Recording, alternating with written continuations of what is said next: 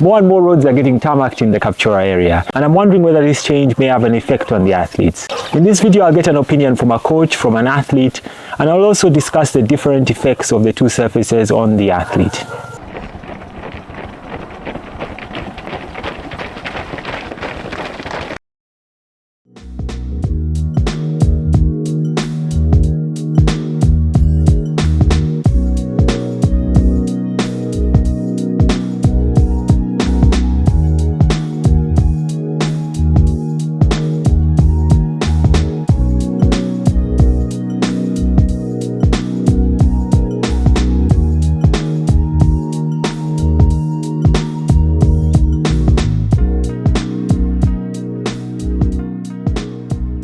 Hi again from Kapchorwa. This is where elite Ugandan athletes live and train.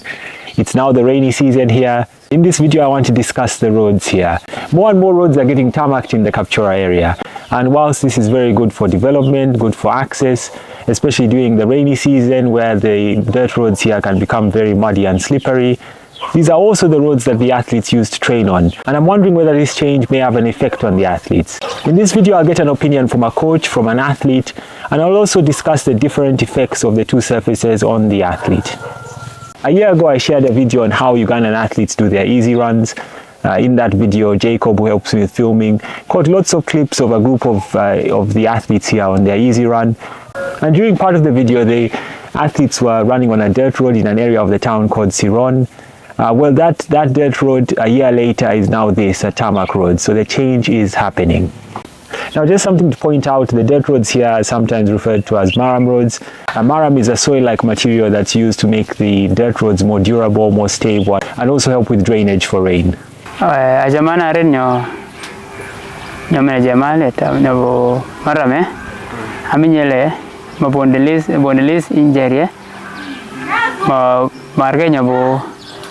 Marga nyok chemal la gon mai pon injuries chonga amara nyok chemal le taboni ngile yogoro beropta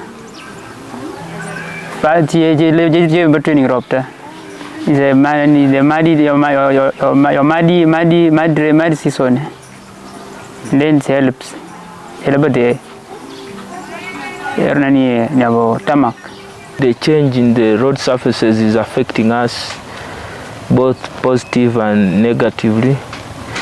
For the community it's positive, but in the running community is somehow a negative challenge because in the past we had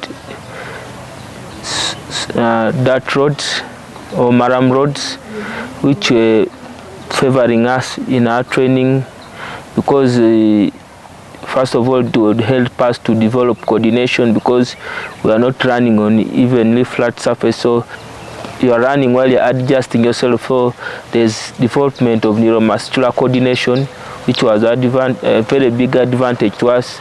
But since most of the roads are getting tarmacked, it's a little easier on the body when it comes to coordination development. But also the surfaces, a lot of tarmac. In the past, we had a few stretch fractures, but now because of too much tarmac in the area, too much tarmac is leading to stress fractures, as I said, because we cannot underestimate the impact of the tarmac on the skeletal system because of the reactions of the shoes and the ground. So it's a little tough on the joints and it delays recovery. Whereas with that road's recovery was sufficient because the impact on the joints and the skeletal system was less. Yeah, so it's a challenge, but we have to learn to live with it. But also, we used to have that roads. For example, in our training, in the long runs, we would prefer to do the long sessions on a softer surface. And we do the specific training on, for example, the race pace on the tarmac, which is most of the competition surface for the marathoners. But for the training and for recovery, we prefer the softer surface. But because it's now a challenge, we have to learn to live with it. So moving on to discussing the different effects of the two surfaces on the athletes, Starting with points that are more in favor of the dirt roads. So the dirt roads are a softer surface and therefore are going to be putting less impact on the legs, on the joints, as compared to the tarmac roads. That's a harder surface with more impact and therefore increasing the risk of injuries.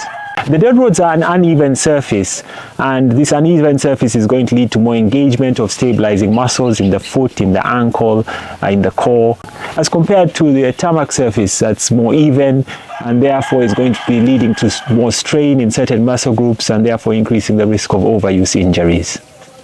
The dirt roads have a higher resistance from a number of factors, things like the reduced energy return from it because of the softer surface, the uneven surface that I've already described, the increased friction from things like loose gravel on the surface. And that higher resistance is going to require more effort from the athlete and therefore, as a result, going to increase strength and endurance, as compared to the tarmac roads that are a surface with less resistance. Now, points more in favor of the tarmac roads. The tarmac roads are going to have better grip, therefore be better in wet conditions in the rainy season. The rainy seasons here in Kapchorwa are from March to May, and there's another one from September to December. So the tarmac will be better in terms of reducing disruption in training for the athletes during the rainy season. The tarmac is going to be better for speed training because of the lower resistance, because of the even surface, because of the increased energy return. It's going to be a surface that will allow the athletes to maintain faster paces more efficiently as compared to the Maram road. And leading on from this, the tarmac road is going to be good for race-specific training. A lot of the big road races are run on a paved, on tarmac-like surface, and therefore providing the right conditions for the athlete to train on.